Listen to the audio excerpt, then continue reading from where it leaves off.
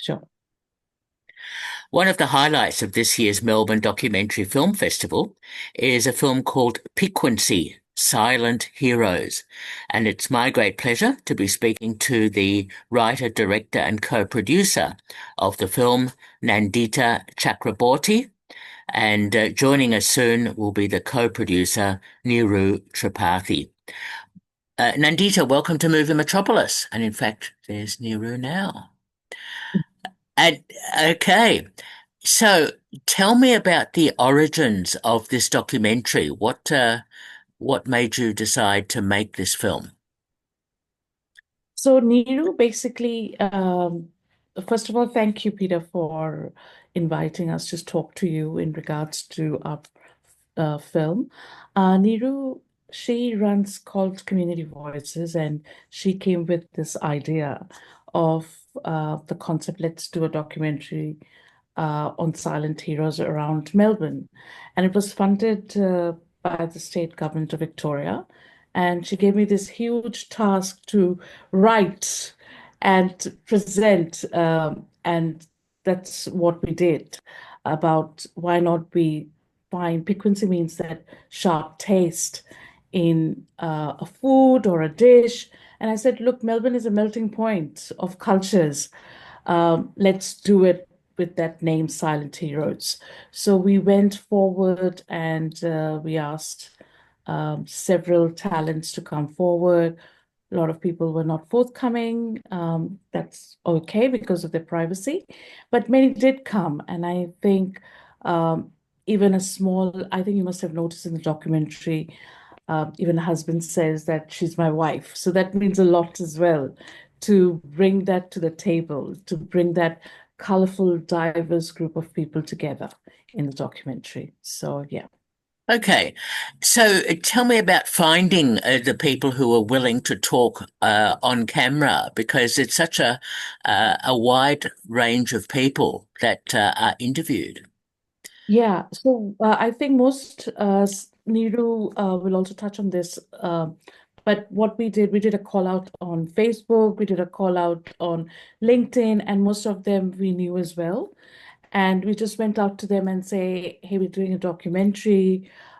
This is the concept. Would you be interested in writing your migrant or speaking about your migrant story to with us, sharing like what was the difficulties when you came to Australia? How did you leave the other country where you were born? And how are you, what it called, making this your home? So they found it. They said, okay, we'll do it. And some said, no, we are not interested for privacy reasons, because some of them are from refugee background as well. So I do understand that. And, but yeah, but we had a smooth sail to whoever said yes. And they welcomed us with open arms and we interviewed, made them very comfortable because I think if you saw the documentary, it wasn't like a proper question answers. A lot of them were like just have a conversation, talk about it, and then the rest of them is all in the editing room. So yeah. Yes, Neil, would you yeah. excellent. We'll talk about the editing shortly. Niru, I wanted to bring you into the discussion. Tell me your involvement in co-producing this film.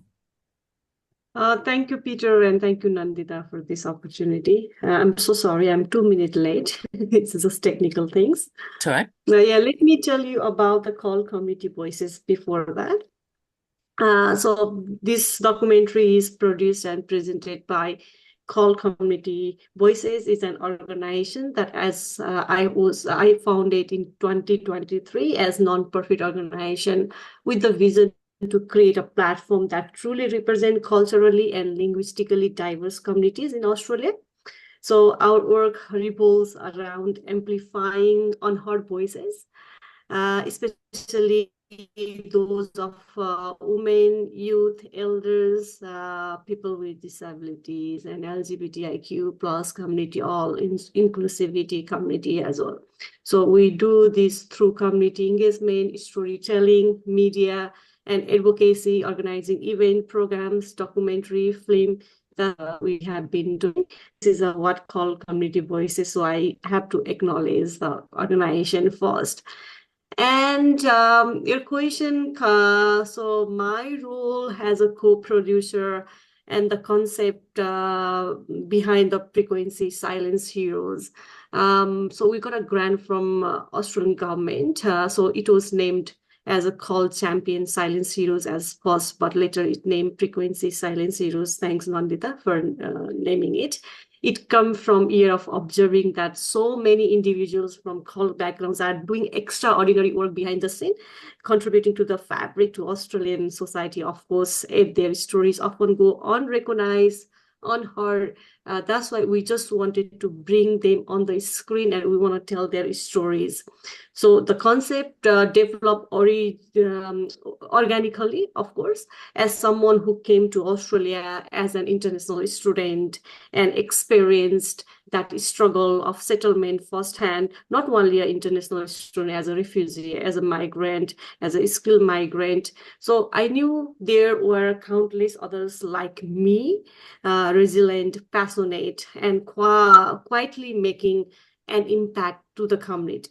So I teamed up with award-winning our filmmaker Nandita, and together with a diverse professional crew, and we brought Piquancy to life. We wanted this documentary to challenge stereotype, highlight multicultural excellence, multicultural problems, and also there is lots of challenges in the society, and mostly important, inspiring others, especially the next generation, to take pride in their identity and a voice. We want to bring them, and we want to give a kind of platform to in the coming days also, like in they come and they just speak on that. Piquancy is not just a film or documentary, I would say.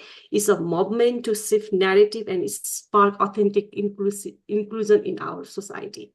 Aha. So that's my role. Yeah. Okay, that's great. Such interesting stories are told in this film. And I like the choice of Piquancy as the title of the film, that sort of spicy element. Did that take a while to find the right title? Uh, Not, no, because I always look, it's basically that title always started when Niru came with the idea. It just came up. I just came up. Oh my God, why don't we have piquancy? Piquancy is like sharp taste, and we're doing a story about migrant community. And it took me a while convincing Niru about the title, but I think she said, okay, let me see what it is.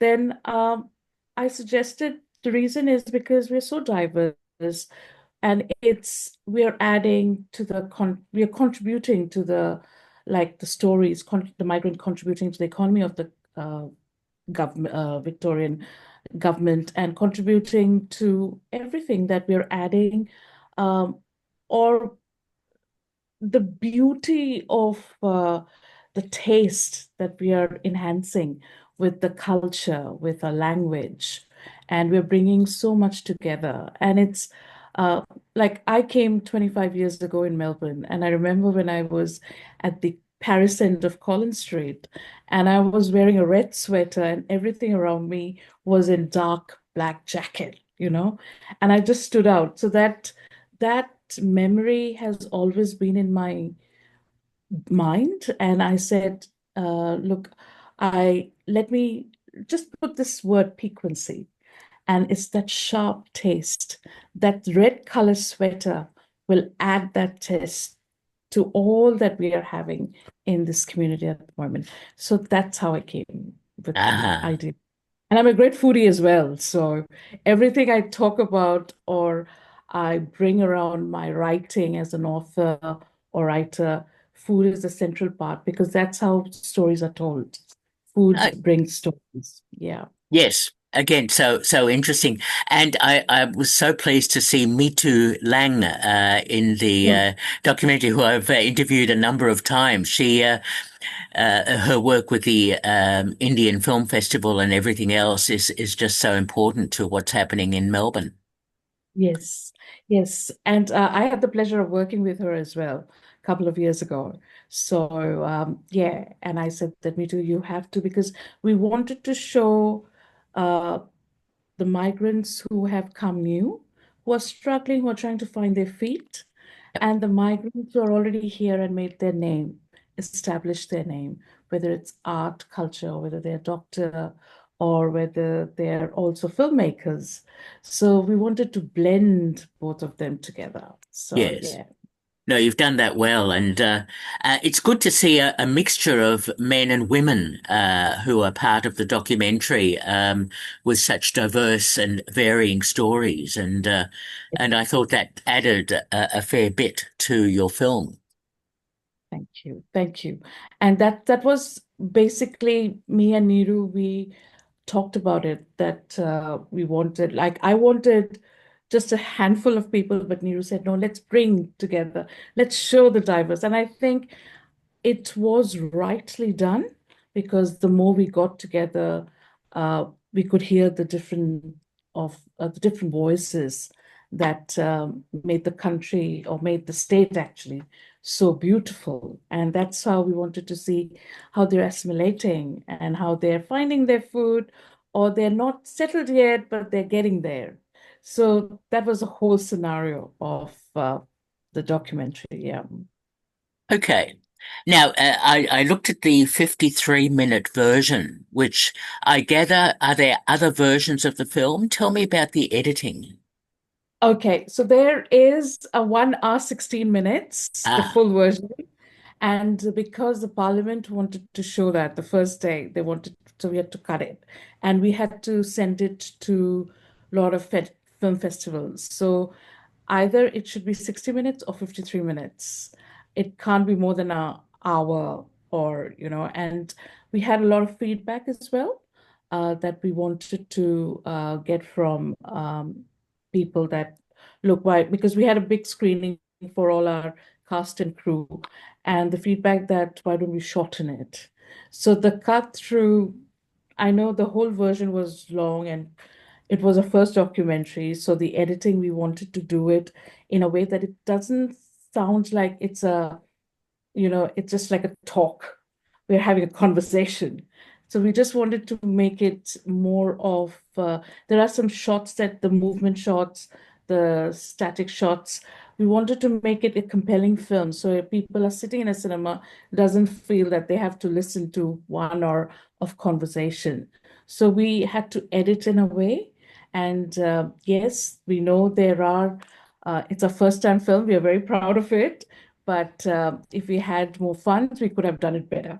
hmm, So whatever, that is um, that is one thing, because Sam and me, we both Sam edited with Sam is the editor, and as the director, I had to sit with him and start, because as you know, in a documentary, the film gets made in the editing suite. hmm, So we just wanted to catch and edit, because everything was so well said. We don't want to leave anything, but we somehow managed, did the second cut, and we said, okay, we are going to, this is final, we are happy. And we know while cutting, there are a few jump cuts, because we had to cut the film so many times. But but it's still a beautiful show. It's still a hmm. beautiful document. And yeah, so we got all the feedbacks, and the next prequel is going to be different. So that'll be more sleek, that we know. Yeah. But we're very, very, Yeah. yeah, we're very fortunate, and we are very grateful to be selected for MDF. And the feedback that we have got from even the parliamentarians, we've got from other head of bodies as well, and they will say it's a great documentary. So be proud. And yeah, there is things, but yeah, that's all I'll say. we are very proud of There it. is always room for improvement, Peter. So we Yes, are getting feedback from yes, the community. yeah. We are getting feedback from our audiences, and we are getting feedback from you also. So this is a ongoing project, I would say. And also, we would like to announce we are coming up with Regional Heroes, the Yeah. second series of Piquancy. So this is like something a great opportunity, and we are repeating the same team.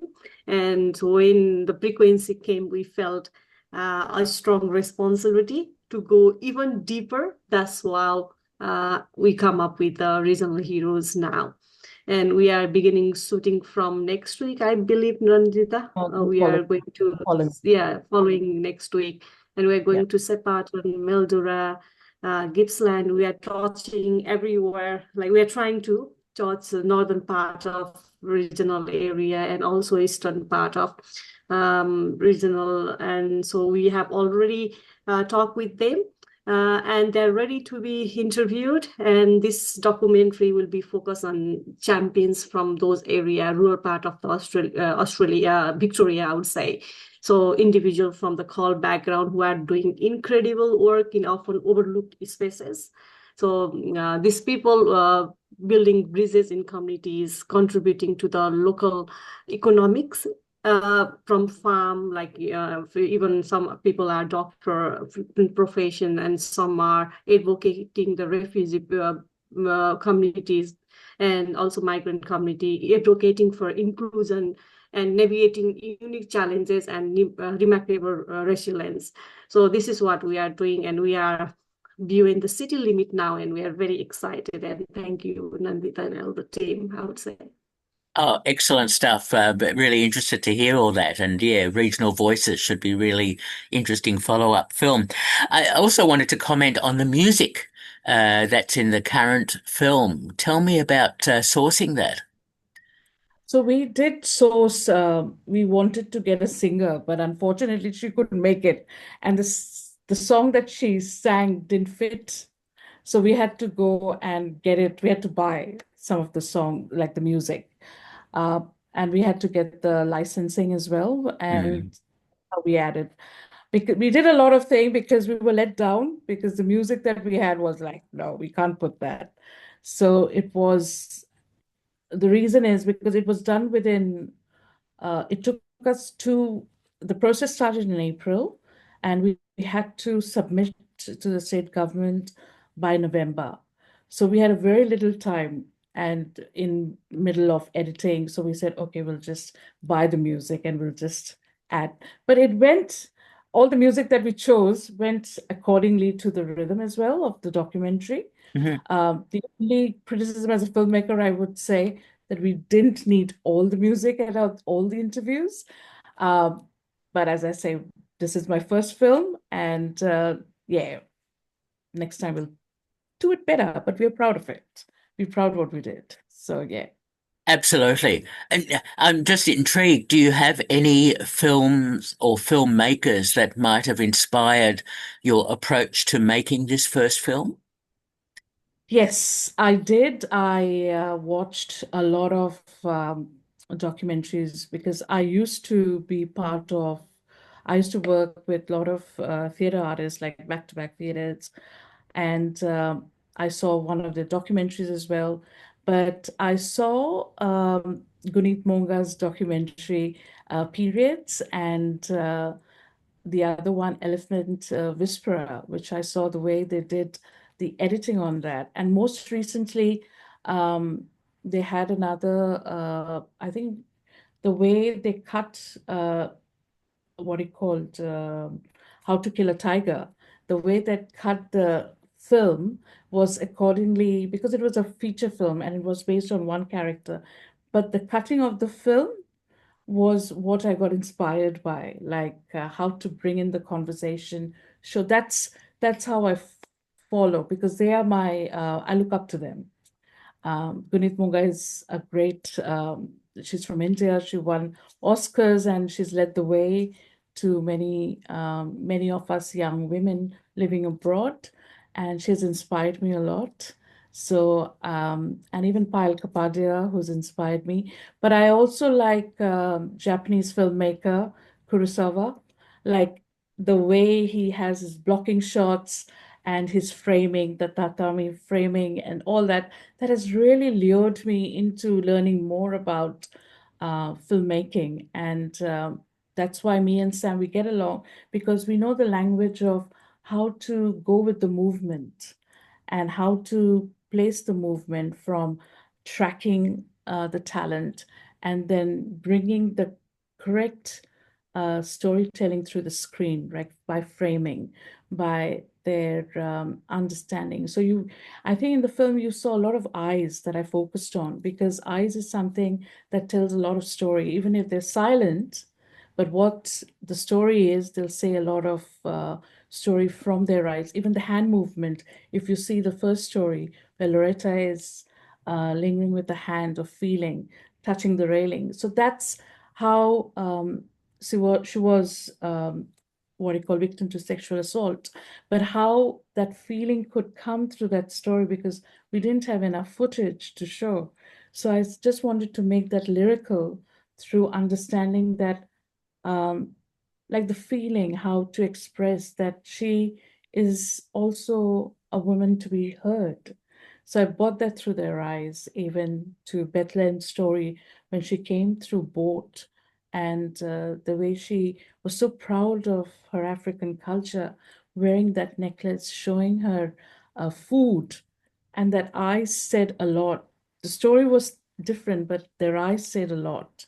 And even so I lay a lot of emphasis on movement, and I think that's the beauty of showing in a short time the documentary that we had to make. Yeah. Absolutely. Well, look, congratulations on Piquancy Silent Heroes, which is Thank screening in July as part of the Melbourne Documentary Film Festival, which is great. And I'm sure audiences will appreciate your film. And it's been a great pleasure speaking to Nandita and Niru about the film. And I wish you well with the follow-up. Thank you. And we will be inviting you to come and see it as well. Yeah. And again, a screening. So please do. And I've got your email, Peter. Please come and see that screening because we are very excited with that. So yeah. But thank you so much for having and listening to us as well and giving us this opportunity to thank you. Thank you Pleasure. so much. I wish you Thank, well with it all, and thanks so much for talking with me. thank you. Thank you. Thank you. Bye bye. Bye bye.